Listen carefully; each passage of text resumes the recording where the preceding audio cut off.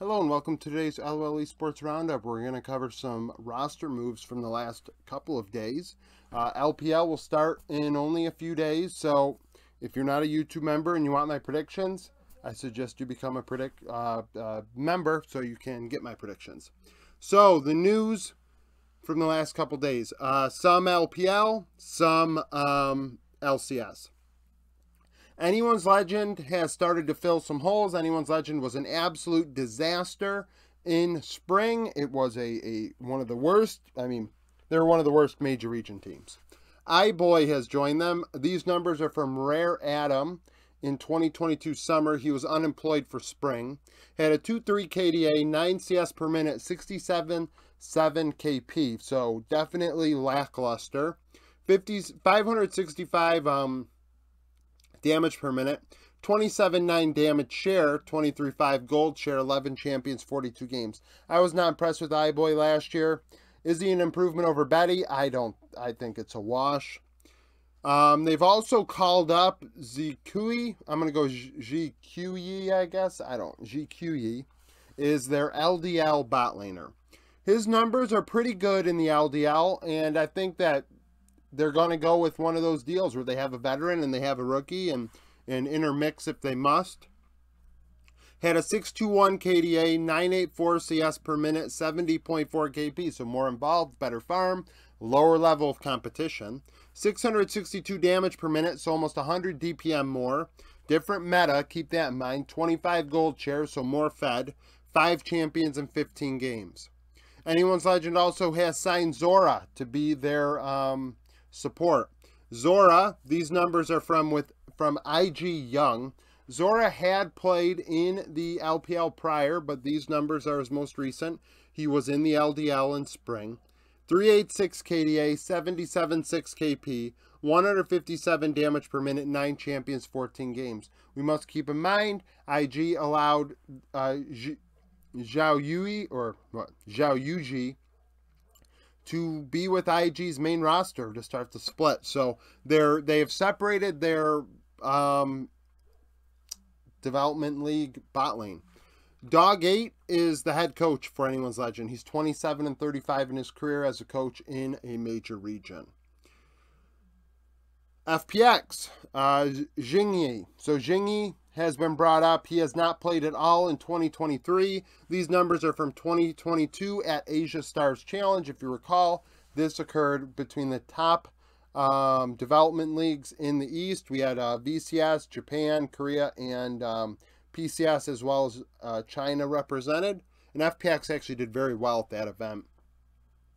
His numbers: 453 KDA, 961 CS per minute, 66.5 KP there. 545 damage per minute, 25.3 damage share, 5 champions, 14 games. I am in agreement that FPX probably need to start considering what they want to do outside of LWX in the bot lane. You know, they've already signed Bonnie to compete with Hacker.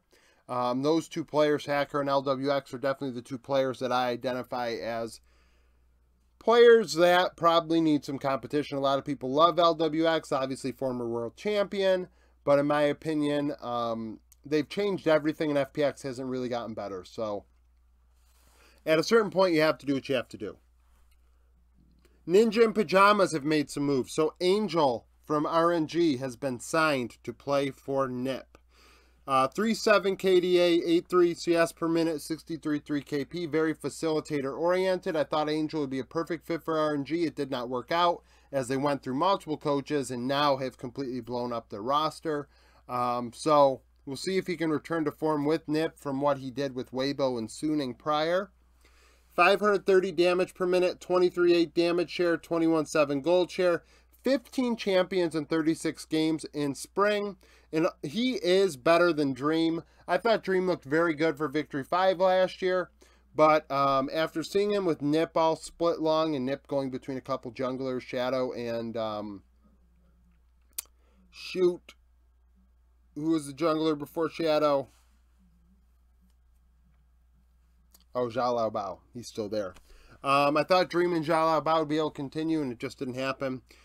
His numbers were not good. A 2.5 KDA, 8.1 CS per minute, 61.3 KP. So Less involved than Angel, different team. Less farm than Angel, dies more than Angel. Keep in mind, Pout is still on the roster. Their Korean mid laner that also split time with Dream. So less KP, less farm, 395 damage per minute, so way less damage, resulting in below 20% of Nip's damage. Third tier carry, if not fourth tier at times. That is so low. 21-2 gold share, so almost the same amount of gold, but just doing so much less than Angel did. 9 champions, 22 games. How do I pronounce this? He also goes by Pokemon, is their coach. He is 42-40 in his career as a coach. He last coached with Weibo in 2022. So that is the new NIP coach. EG have announced that Razvan is their head coach. Was with the organization before this, so they identified a coach internally. Has no head coaching experience in a major region. Did dabble in the ERLs for a few years with middling success, if you could call it that. They've decided, they have signed Unforgiven from 100 Thieves Academy. Unforgiven should have been in the LEC this past split. A lot of people were upset that he was behind Doublelift. Frankly, he should have been above a couple LEC 80 carries before he should even be worried about what's happening in the LCS. And he dominated Academy. Absolutely disgusting. Best player in Academy by far. 6.2 KDA, 10.3 CS per minute, 67.3 KP, 649 damage per minute, 28 damage share, 25.7 gold share. I mean, Unforgiven is much better than FBI, who we'll get into. On average, he was up 410 gold, 13 CS, 460 XP, 7 champions, 38 games. Unforgiven's going to make EG look pretty good in the bot lane. EG making the playoffs makes a lot of sense. Then again, 8 of 10 teams make it. Not a tall task. Isla from FlyQuest has also joined, so the bot lane will be Unforgiven Isla for EG. Had a 3.4 KDA, 76.7 KP, 137 damage per minute. Was in the second half of the split, so more Enchanter and Engage champions out of the supports at that time, after the first half of the split being 80 carry supports. 313 vision score per minute would place 1.43 wards per minute. 0.38 vision wards per minute. So put down a control ward 2 out of every 5 minutes. Clears a ward 2 out of every 5 minutes. 7 champions, 16 games. We'll see if Isla can regain the hype that was around him going into last year after doing so well in Academy. He is deceivingly older than what we expect, but I mean, EG seems to be just the players that have been afterthoughts, misfits, if you will.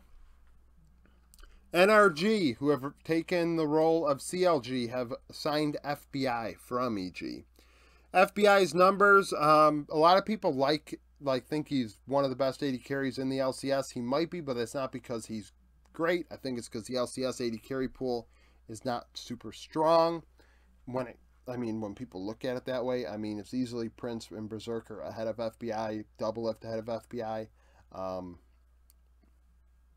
I could keep going. 4.1 KDA, 9.3 CS per minute, 69.2 KP, 705 damage per minute, and 29.9 damage here. So he did deal a shit ton of damage for EG. That's without a doubt, 30%. 24.6 gold share. On average, was up 190 gold, 6 CS, 230 XP against enemy bot laners. 7 champions, 25 games. Is he an upgrade over Luger? I'd argue not, because they had Luger and Poom together.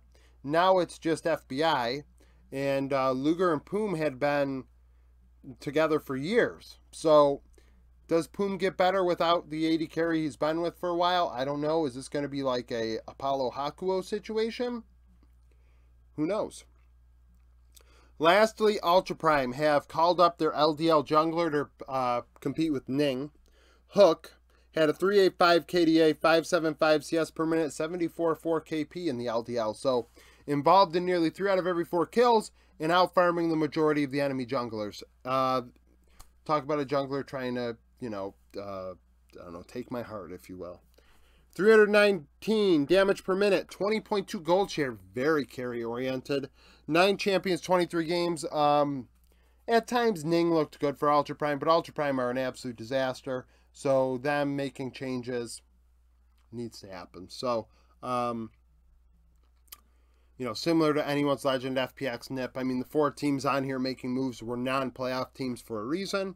And, yeah, so thank you for watching this video. If you liked it, like it. Subscribe to the channel for daily League of Legends content. Follow me on Twitter. Join the Discord. Become a YouTube supporter. And I hope to see you again tomorrow.